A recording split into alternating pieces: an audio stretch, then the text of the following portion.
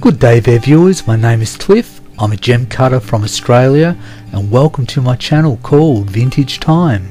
Recently I uploaded a video which was for people's choice, and the choice was whether I would cut a gem called the Whirlpool gem or the Portuguese Oval called the Oval.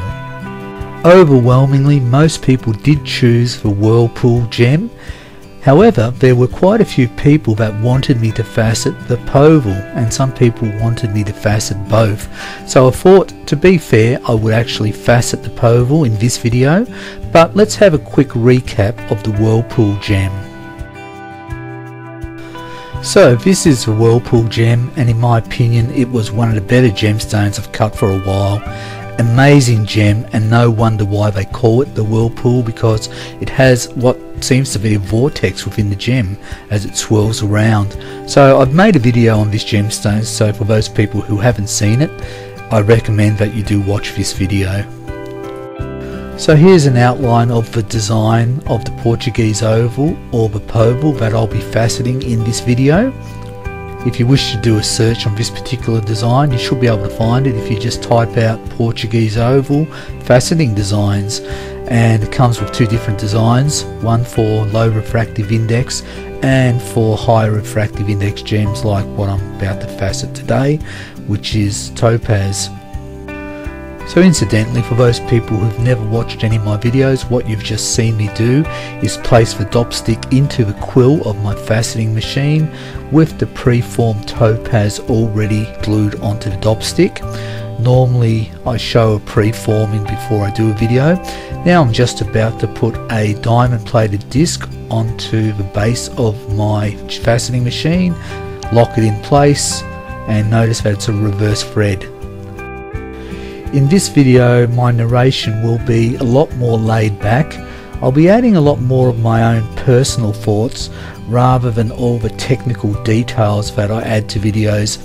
So if you're new to my channel, I suggest that you watch How to Cut Gemstones Quartz, because there's a lot of technical aspects about that video, and you can follow through by watching various other videos. So we're just about to start cutting the first set of pavilion facets, and as most of you do know, you start off with a coarser disc, work on to the finer grade discs and do your pre-polishes and then the final polish. So let's talk about oval gemstones and oval designs. Actually, this is something I've never talked about in a video before, but I've never really liked ovals, and particularly the pear-shaped designs. It's not that I can't facet them, because I can, but I really don't like the fact that many of these designs, when it comes to ovals and particularly the pear shapes, they just don't have enough scintillation. So the reason being is that with most ovals and particularly the pear shapes, the pavilion angles are way too shallow, so therefore you tend to get less return in light, and quite often you get these dead stones even though they look pretty and they sparkle a little bit, but in my opinion they're lacking something, and that's why I don't like faceting such gems in general. However, with this particular Portuguese oval design, which is actually called Robert's Rush, I find it very appealing, and as you can see here with the first 4 facets already cut, which are in the rough stages, that it has a very deep pavilion. So already I've lost a heap of material, because this is so common. When you're cutting stones for depth and scintillation, you will be losing lots of material and weight, carat weight that is. I've had a few comments in the past where people said, oh, you wasted a lot of material, and I think they're from gem cutters who only cut for size alone, where I'm the opposite. I will always try to cut for scintillation. So what you find with a lot of commercially cut gems is that the gem cutters will cut along the outside of the gem, so they're only cutting for carat weight alone. So you might get a lot of nice step facets. Most of the meat points won't be very good when you look at them closely, but you get a pretty gem that doesn't sparkle that much, and at the end of the day, yeah, you got something that weighs a lot, but in terms of scintillation and overall looks, it's not that great. Most of them tend to be windowed anyway. In Australia, even though we're a small country with a small population, we don't have a lot of gem cutters, but the gem cutters we do have are usually of pretty high standard. In point of fact, we're one of the few countries that still host international gem cutting competitions. So in this scene here, I've cut the Pavilion 2 facets, which are the smoother facets, because I've only used a 3000 grit disc, because I've cut most of the material away with the first 4 facets, which were the P1 or the Pavilion 1 facets, which are the rough facets that you still see. But with faceting, it's a subtractive art form. Unlike many other art forms, you actually have to lose material to create something. So maybe you do have sculpturing where you have to chisel away material, that's a subtractive art form. But most other art forms you have to add material to create. So here you see that I've cut the P3 facets, and then I'll cut the Pavilion 4 facets, so forth. Just using a 3000 grit diamond pre-polish disc because I don't have a lot of material to remove.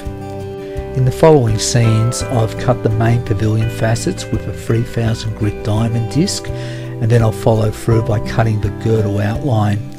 I know I'm rambling a bit, but this week I haven't done much faceting. In point of fact, I've done a lot more research. I've come across a new immersion fluid to look into gems, and normally refractal is the best type around, but there's one I've come across, I've just bought it in Australia, and I'll discuss that in another video, but it has a higher refractive index than refractal or refractal, so that's interesting. So don't know whether you can buy it in the US or Canada, but I've got some of it and it's great. Normally I use wintergreen oil, some people use cinnamon oils, they're easy to get hold of. Unfortunately the refractive index is a little bit on the low side for coloured gems, not too bad with the clear and more transparent gems. Once they get a bit darker, they just don't suit the purpose. This new immersion fluid is great, and it's really important for faceters to be able to look into their gemstone before they start cutting it, so we can see all the inclusions and flaws in it. So while I've been talking about immersion fluids and the purpose of immersion fluids for gemstones, I've been forming the girdle outline, and it's really important to cut the girdle outline to depth because you need to form the crown later on. So you need plenty of meat on the girdle outline to cut that crown.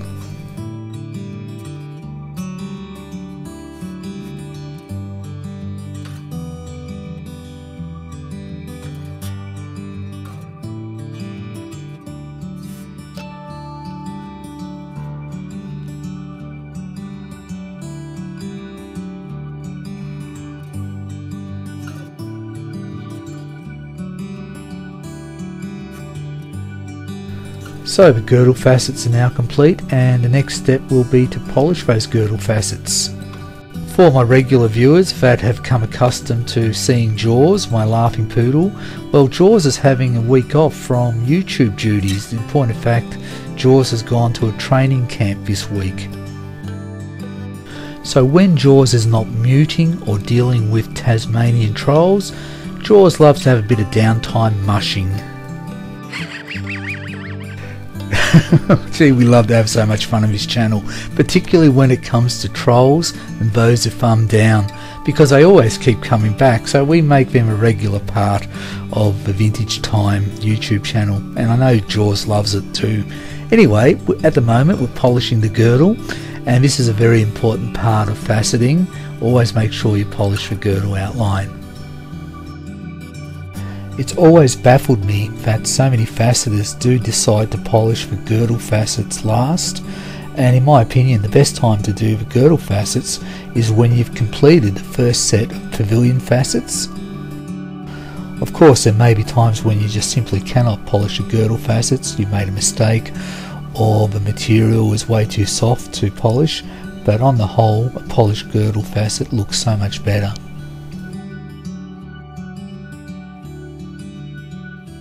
In the following scenes you'll see all the Pavilion facets from Pavilion 4, P4 all the way up to P10 facets being cut, and then I'll be polishing all those facets in order from the girdle to the culette.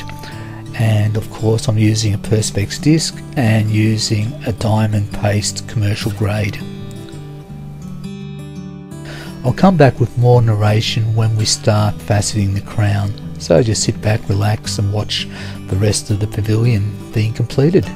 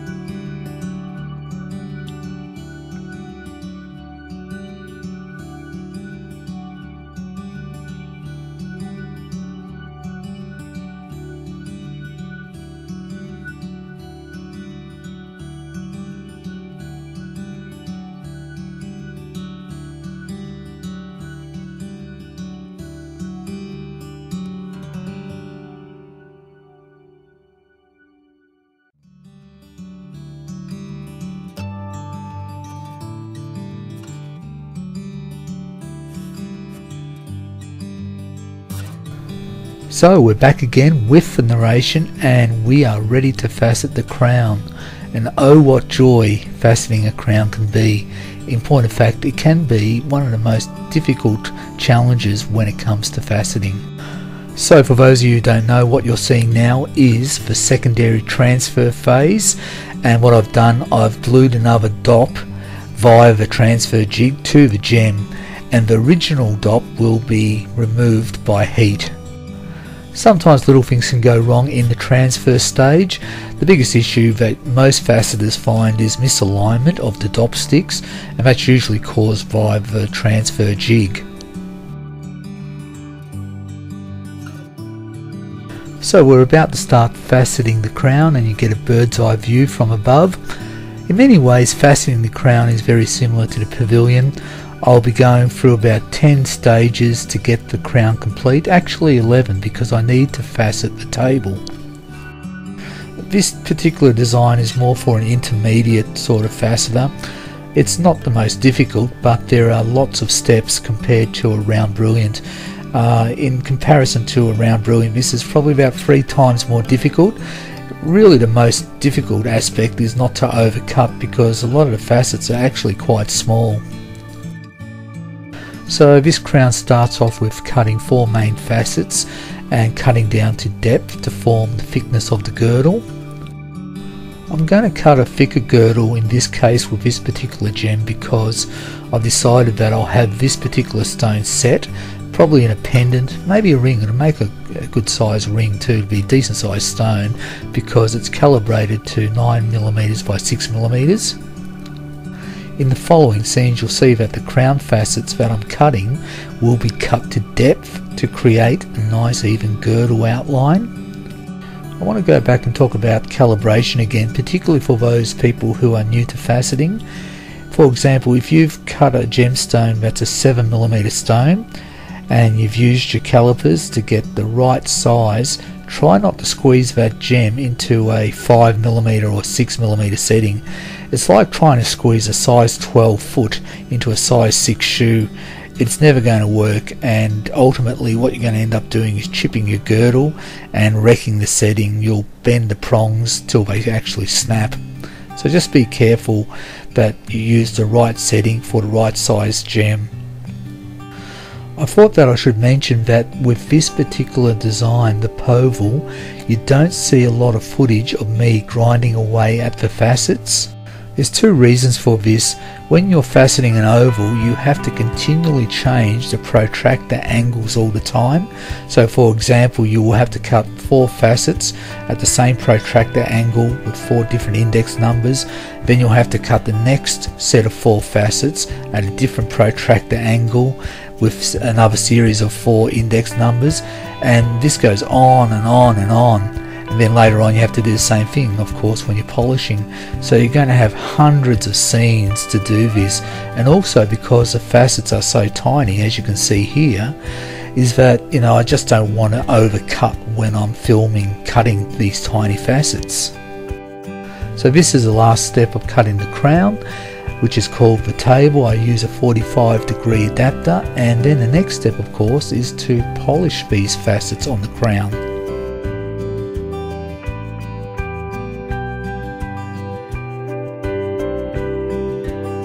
In the following scenes, you'll see that the crown facets are being polished, and I'm using the same Perspex disc and the same diamond compound paste as I did when I polished the pavilion.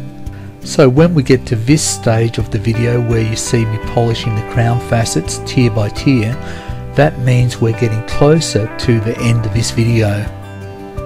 I thought I would ask my subscribers and viewers that if you have any ideas for future videos, then please leave some comments in the comment section.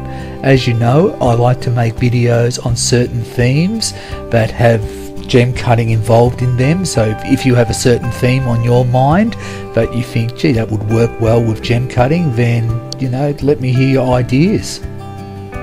So please like and subscribe. And of course, we have the final reveal right at the end of this video where you see the gem in all its glory. So until next time everybody, take care, and it's bye for now.